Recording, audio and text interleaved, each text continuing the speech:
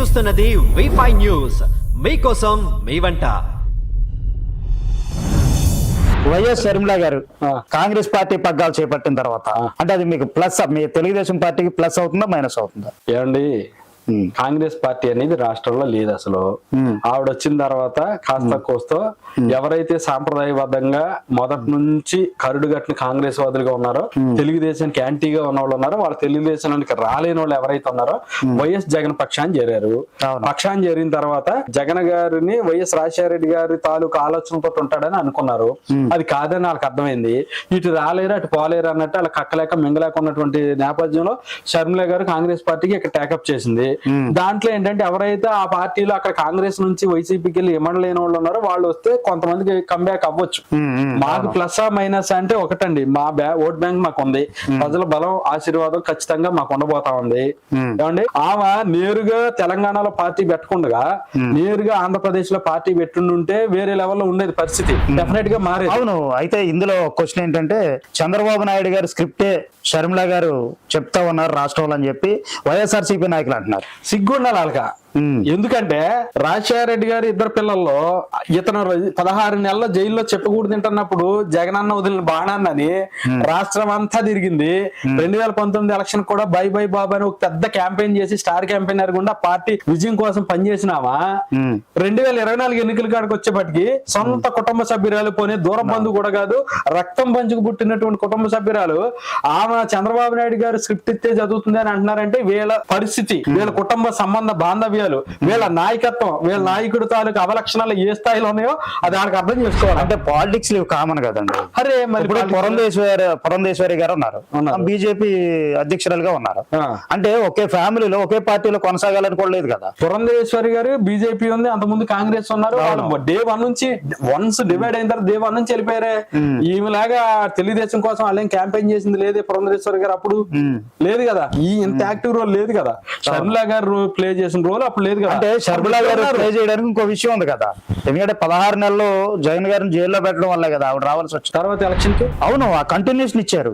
Election అయిపోయిన తర్వాత మళ్ళీ ఆవిడ కనిపించలా. ఎందుకు కనిపించలా? అవును, ఆవిడ వేరే సోర్స్ ఎత్తుకున్నారు కదా. ఆవిడ వేరే సోర్స్ ఎత్తుకున్నారు, ఈయన బయటకు పంపేశాడు. ఆమె నిన్న చెప్పింది కదా, దేవుడి మీద ఒట్టు, దానికి మా అమ్మే సాక్ష్యం, జగనే సాక్ష్యం, దేవుడే సాక్ష్యం అంది. నాకు ఇవ్వాల్సింది ఇవ్వలేదు, నాకు రావాల్సింది రానివ్వలేదు, నన్ను దొక్కాడని చెప్తుంది కదా ఓపెన్గా. దీన్ని చంద్రబాబు నాయుడు గారు చెప్పారు. ఇప్పుడు బాబాయ్ మాటరు చంద్రబాబు నాయుడు గారికి ఎంత సంబంధం ఉందో, షర్మిల గారి విషయంలో కూడా చంద్రబాబు నాయుడు గారికి అంతే సంబంధం ఉంది. జనాలు నోటితో కాదండి ఇంకా దేనితోనే నవ్వుతారు. అలాంటి మాటలు మాట్లాడితే ఎంత పల్సర్ అవుతున్నారో తెలియట్లేదు వాళ్ళకి.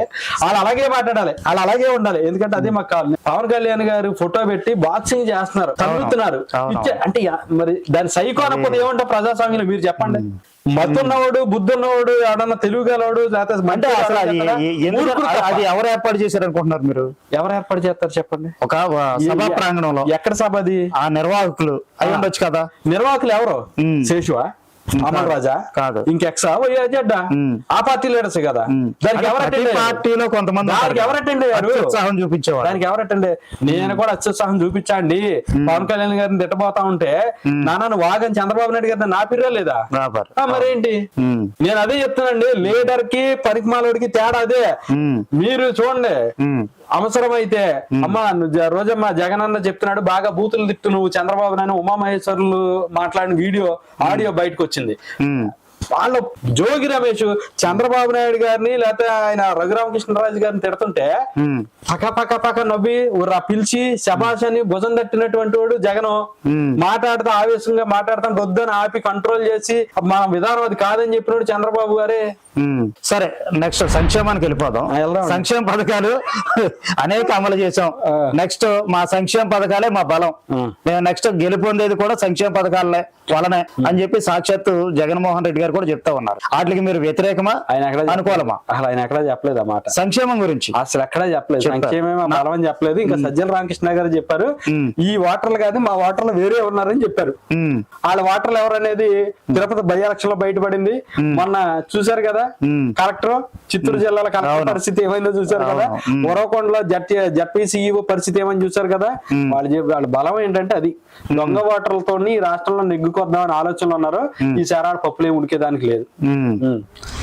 సరే, మీరు స్థానిక చింతలపూడి నియోజకవర్గ వ్యక్తిగా రాష్ట్ర అధికార ప్రతినిధిగా ఉంటున్నారు. చింతలపూడి నియోజకవర్గానికి లోకల్ అభ్యర్థిని సమర్థిస్తున్నారా లేకపోతే నాన్ లోకల్ తీసుకొచ్చే ప్రయత్నం చేస్తే? స్థానికుడిగా స్థానికమైనటువంటి అభ్యర్థి ఉంటే ఇక్కడ ఉన్నటువంటి సమస్యల మీద ఒక అవగాహన ఉంటది, అందుబాటులో ఉంటాడు అనేది అయితే ఒక ఆలోచన అయితే ఉంది.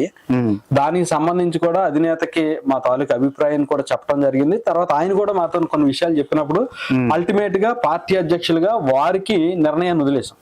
సార్ మీరు ఎవరిని పంపించినా 1కి 100 సార్లు 1కి 1000 ఆలోచించే ఈ నియోజకవర్గానికి ఒక మనిషిని పంపుతారు కాబట్టి మీరు ఎవరిని పంపించినా గెలిపించి తీసుకొచ్చే బాధ్యత మాదని చెప్పేసి అని ఉన్నటువంటి ఇక్కడ మండల పార్టీ అధ్యక్షులు గాని మిగతా ఇంపార్టెంట్ లీడర్స్ గాని అందరం కూడా రివ్యూ అయింది. ఆయన కూర్చోబెట్టారు, మాట్లాడినప్పుడు అందరం కూడా ఏకకంఠంతో ఆయన కూడా మేము చెప్పడం జరిగింది. సో డెసిషన్ ఆయన ఏం తీసుకున్నా కూడా పనిచేయడానికి మేము సిద్ధంగా. వైఎస్ఆర్సీపీ పార్టీ నుంచి ఆల్రెడీ ఎంపీ ఎమ్మెల్యే కన్వీనర్లని అనౌన్స్ చేయడం జరిగింది.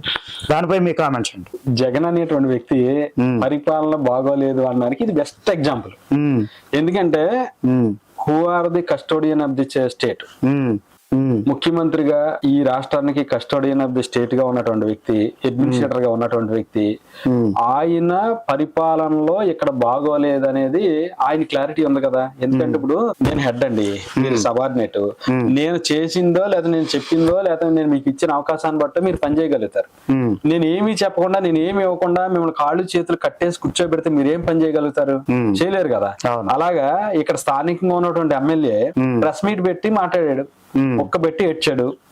అతను గడప గడపకి అన్ని గ్రామాలు తిరిగాడు. మా ఊరు రోడ్డుకి సంబంధించి శ్రీనివాసపురం జంగారెడ్డి రోడ్డుకి సంబంధించి మురగంపల్లి నుంచి బోల్డ్ కార్యక్రమాలు చేసాం. ఆఖరికి ఎమ్మెల్యే గారిని నిలబెట్టేశారు కదా, రోడ్డు మీద కూడా ఆపాం. ఇప్పుడు అది రోడ్డు పూర్తయిందండి. అదే చెప్తున్నాను, రోడ్డు మీద కూడా ఆపాము. కలెక్టర్ గారిని కలిసాము, ఇక్కడ డివిజనల్ స్పందన పెడితే కూడా దాంట్లోనే కలిసాము, చేసాము, చెందాము. వాళ్ళు అన్నది ఏంటంటే 3 నెలల టైం అడిగారు. ఈ వాళ్ళకి దాదాపు 18 నెలల టైం అయింది అది జరిగి.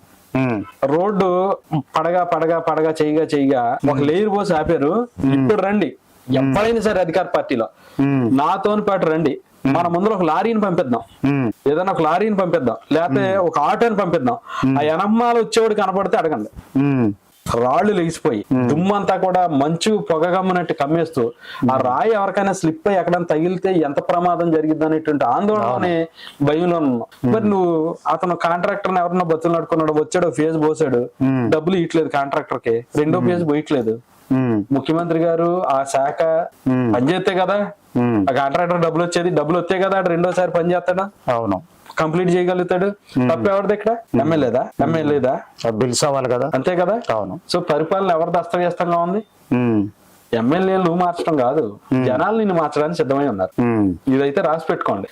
Mark my words, after election మళ్ళీ కూర్చున్నాం, మార్క్ మై వర్డ్స్ అంతే, నేనే వస్తాను మీతోనే కూర్చుంటాను ఖచ్చితంగా, ఇదే టేబుల్ మీద ఇదే సిట్టింగ్ ఇదే స్టూడియోలో కూర్చున్నాం. Mark my words, 2024 election definite గా రిజల్ట్ చాలా అద్భుతంగా తెలుగుదేశం జనసేనకి రాబోతాం. సరే, ఒక పర్సనల్ క్వశ్చన్ అడుగుతాను. మీకు యారగెన్సీ బాగా ఎక్కువని మీ యొక్క పార్టీ నాయకులు చాలా మంది అనుకుంటా ఉంటారు, ఏంటి, ఎందుకని? మీ మీద అటువంటి అభిప్రాయం ఉంది వాళ్ళకి? ఏమి లేదన్నా, సామాన్యుడిని, బ్యాక్గ్రౌండ్ లేదు, ఉన్నత విద్యావంతులం, అటు పోయి ఉంటే అసలు ఈ గొడవే లేదు. నేరుగా ఒక సామాన్యమైనటువంటి యువకుని తీసుకొచ్చి చంద్రబాబు నాయుడు గారు పక్కన కూర్చోబెట్టుకుంటాడు, లోకేష్ గారు వస్తే పక్కన కూర్చోబెట్టుకుంటాడు, అచ్చెన్నాయుడు గారు వస్తే పక్కన కూర్చోబెట్టుకుంటాడు. ఏదైనా మాట్లాడగలం, ఏది మనం రాయగలం, మనం మాట్లాడగలం. దాని మీద కొంతమంది బాధపడితే బాధపడవచ్చు. నేను అర్థంలో అంటున్నా, అబ్బా నువ్వు ఏ దృష్టితోని నువ్వు ఎట్లా ఉండి ఎట్లా చూస్తే అట్లనే కనపడతా. నువ్వు నన్ను రిసీవ్ చేసుకునే విధానంలో ఉంటది అది. నువ్వు మంచిగా చూసావు అనుకో నేను మంచిగానే కనపడతా, నువ్వు చెడ్డగా చూసావు అనుకో చెడ్డగా కనపడతా. నా తప్పు కదా, నీ తప్పు. నీ అర్థాలు అంటుండే, నువ్వు అందంగా ఉంటే అందంగా కనిపిస్తుంది, నువ్వు అందంగా లేకపోతే అందంగా కనపడుతుంది. అది సింపుల్, అంతేనా? సరే, వీళ్ళు వైఎస్ఆర్సీపీ నాయకులు ఎమ్మెల్యే స్థాయి దగ్గర నుంచి వాలంటీర్ వరకు గడప గడపకు ప్రయాణించి నడిచి వెళ్లి పాదయాత్ర ద్వారా వెళ్లి ఒక బుక్లెట్ ఇచ్చి మేము ఇంత అభివృద్ధి చేసాం చూడండి అని చెప్తా ఉన్నారు. అంటే వాళ్ళ అభివృద్ధి ఎంత చేశారు, దానిపై మీ కామెంట్స్ ఏంటి? ఒక్క నిమిషం అన్న, బుక్ అన్నావు గట్టి నాకు ఇచ్చారు, అంటే నేను లేని ఇంట్లో మా ఇంటి దగ్గర ఇచ్చారు ఈ బుక్. ఎక్కడ వద్దు, వాళ్ళు ఎవరైనా సరే, ఇదిగో 3వ పేజ్ తిప్పినా అన్న, మీ ముందులే చూద్దాం.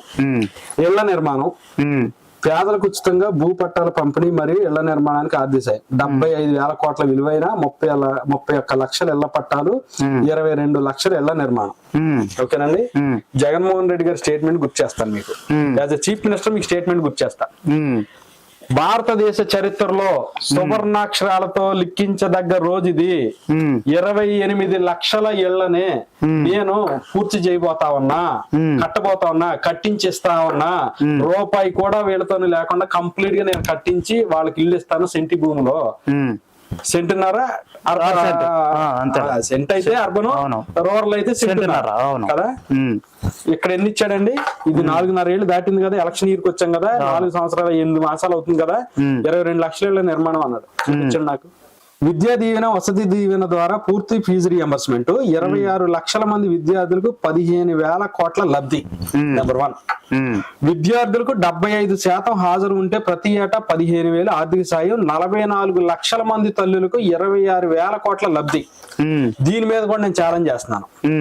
ఏమండి, మొదటి సంవత్సరం మీరు 15,000 ఇచ్చారు, రెండో సంవత్సరం 14,000 ఇచ్చి 1000 కోసారు, మూడో సంవత్సరం 13,000 ఇచ్చి 2,000 కోసారు, తర్వాత సంవత్సరం అసలు పూర్తిగా వైండ్ అప్ చేశారు.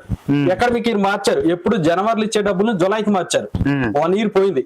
ఈ సంవత్సరం మీరు వేసిన డబ్బు ఎంత అండి? ఎంత వేశారు? 5,000, 6,000, 7,000, 3,000, 13,000 అయినా ఈ సంవత్సరం ఇది ఈ అకౌంట్ లో బండి సింగిల్ అకౌంట్ నాకు చూపించండి. రాజకీయాల నుంచి తప్పుకుంటా జీవితకాలం మీ పాలేరుతనం చేస్తే ఎప్పుడైనా సరే రమ్మన్నా సిద్ధంగా ఉన్నారుగా.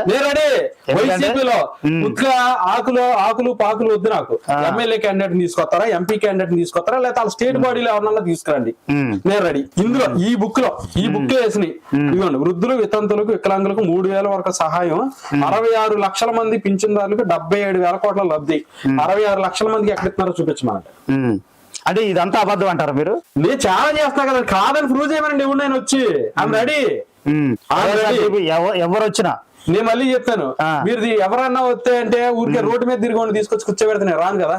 అవును, మీరు తీసుకురండి. ఎవరిని? ఒక ఎమ్మెల్యే క్యాండిడేట్ నో, లేకపోతే ఒక ఎమ్మెల్యేనో, ఎంపీ క్యాండిడేట్ నో, లేకపోతే ఏదైనా స్టేట్ కమిటీలో స్టేట్ సెక్రటరీయో, స్టేట్ అఫీషియల్ స్పోక్స్ పర్సన్, లేకపోతే జిల్లా పార్టీ ప్రెసిడెంట్, వాళ్ళు ఎవరన్నా ఒకరు తీసుకురండి. డెఫినెట్ గా ఇందులో ఉన్న విషయాల మీద, వేళ్ళు వేసినటువంటి విషయాల మీదే ఐఎమ్ రెడీ. తప్పకుండా. ఇంకోటి మద్య నియంత్రణ, విడతల వారీగా మద్య నియంత్రణ. 33% షాపులు తగ్గింపు, 43,000 బెల్ట్ షాపులు, 4,300 పర్మిట్ రూమ్స్ మూసివేతాన్ని పెట్టి మద్యపాన నియంత్రణ అన్నాడు కదా. ఆయన ఏం చెప్పాడండి? దశల వారీగా నియంత్రణ చేసిన తర్వాత ఓటు అడుగుతా అన్నాడు. నీకు అర్హత లేదు కదా ఓటు అడుగుతాకి. ఇప్పుడు నువ్వు చెప్పిన మాటే కదా. ఎవ్రీ ఇయర్ జాబ్ క్యాలెండర్ అన్నాడు కదా. జనవరి 1 ఒక క్యాలెండర్ అన్న రిలీజ్ చేసాడు ఇంతవరకు. ప్రతి ఇయర్ డిఎస్సి అన్నాడు కదా, మెగా డిఎస్సి అన్నాడు కదా, ఓ డిఎస్సి అన్న వేసాడు ఇంతవరకు. ఆఖరికి 2 ఏళ్ళు అవుతుందండి పోలీస్ కానిస్టేబుల్ ఎగ్జామ్ కోసం వెయిట్ చేస్తాం మొదలుపెట్టి. వాళ్ళ రోజు గ్రౌండ్ కి వెళ్ళి పరిగెత్తి రిజల్ట్ కోసం చూసి కళ్ళు కాయలు కాస్తున్నాయి. ఇంతవరకు హాల్ టికెట్ డౌన్లోడ్ చేసి పెట్టుకుంటే ఇంతవరకు ఎగ్జామ్ కండక్ట్ చేయట్లేదు. ఏం చెప్తారు వీళ్ళు? ఎవరో చెప్తారు వీళ్ళు? ఏం సంక్షేమం చేశారు రండి. ఇందులో ఈ బుక్ లో ఉన్న విషయాల మీద మాట్లాడుకున్నారండి. ఈ బుక్ మొత్తం లెక్కైతే కనీసం 20 లక్షల కోట్లు వద్ది. ఈ బుక్ డిబేట్ ఏర్పాటు చేస్తా 100%. నాతోని రెడీ అన్నా ఓకే, లేదు నాతోని ఆన్ ద టేబుల్ కూర్చోవడానికి ఇబ్బంది అయితే నాకు ముందు మీరు వాళ్ళతో చేయండి. వాళ్ళు చేసిన దాన్ని మనం చూసే నేను తర్వాత కూర్చొని మాట్లాడతాను. నేను ఎలా అయినా ready. On the table with me. వాళ్ళు రెడీ అంటే నేను రెడీ. లేదు నేను ఆడితో కూర్చోనని వాళ్ళకి ఏమన్నా భేషజాలకు పోయినా భయం వేసినా మీరు ఎట్లా అన్నా తీసుకోండి. వాళ్ళు చేసిన తర్వాత నన్ను పిలవండి. వాళ్ళు చేసిన దాన్ని స్క్రీన్ మీద వేద్దాం. వాళ్ళు చేసిన దాన్ని ఇక్కడ సమాధానం చెప్తారు. సమాధానం చెప్పమనండి. ఊరికి ప్రజాధనం అండి. ఎవరి డబ్బు ఇది? ప్రజల డబ్బు. ప్రజల డబ్బుతో నేను అబద్ధాలతో మీరు బుక్ లేచి ఎవరిని మోసం చేస్తారా? ఎవరిని మోసం చేస్తారండి? ఇది అంతా కూడా 67,000 కోట్ల పెట్టుబడులు అంట, 127 పెద్ద పరిశ్రమలు అంటే, 85,000 ఉద్యోగాలంట, 13.5 లక్షల కోట్లు అంట, 6 లక్షల ఉద్యోగాలంట. ఎక్కడ తెచ్చండి? 6 లక్షల ఉద్యోగాలు ఇచ్చారు వీళ్ళు.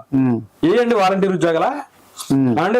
సచివాలయాలు సృష్టించిన వాళ్ళే కదా. సచివాలయాలు ఇచ్చిన ఉద్యోగాలు 1,22,000. సరే, ఎంతో కొంత మేలు చేశారని చెప్పారు. నేను సచివాలయం అంటే అక్కడ కూడా పని దోపిడీ, శ్రమ దోపిడీ ఎలా జరిగింది? మినిమం వేజెస్ యాక్ట్ ఉంది మనకి.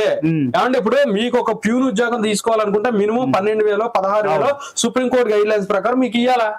నువ్వు సచివాలయం అన్నావు, డిఎస్సి ద్వారా తీసావు. డిఎస్సి ద్వారా సచివాలయం వాళ్ళకి 13,000, 12,000 ఇచ్చి 2 సంవత్సరాలు బొడ్డు చాకరీ చేపించలేదు. వాళ్ళతోని వాళ్ళు ఇష్టపడి చేస్తున్నారు. ఇష్టపడి చేస్తారు, గతి లేక చేస్తున్నారు. 5,000 గవర్నమెంట్ అండి. అంటే 2014 మీ ప్రభుత్వం ఉన్నప్పుడు వాళ్ళకి ఉద్యోగాలు ఇచ్చి వాళ్ళ మిథున్ రెడ్డి చచ్చిపోయారు. కాదు వాళ్ళ పరిస్థితి ఉండదు కదా. మేకపాటి గౌతమ్ మీరు రెడ్డి ఉద్యోగాలు ఇవ్వలేదు కదా. నా మాట వినిపించండి, నా మాట వినండి. మేకపాటి గౌతమ్ రెడ్డి చనిపోయిన అతను ఎవరైతే ఐటీ గాని పరిశ్రమలు గాని ఎవరైతే ఉన్నాడో అతను స్పీచ్ తీసుకోండి మీరు. అసెంబ్లీలో మాట్లాడింది 2014 టు 2019 5,78,000 ఉద్యోగాలు భర్తీ జరిగిందని చెప్పేసానని అతను అఫీషియల్ గా నోట్ రిలీజ్ చేశాడు అసెంబ్లీలో. మీరు కావాలంటే తెప్పించుకోండి, టేప్ తెప్పించుకోండి. ఊరికే మాట్లాడేది కాదండి. సరే చూద్దాం, నాయకులను పిలుద్దాం, ఖచ్చితంగా దీని మీద డిబేట్ చేద్దాం. 100% I'm ready. Okay, thank you. Please subscribe to V5 channel. Thank you. Please like and subscribe to V5 News. ఇలాంటి మరిన్ని వీడియోస్ కోసం మా ఛానల్ని సబ్స్క్రైబ్ చేసుకోవడం మర్చిపోకండి.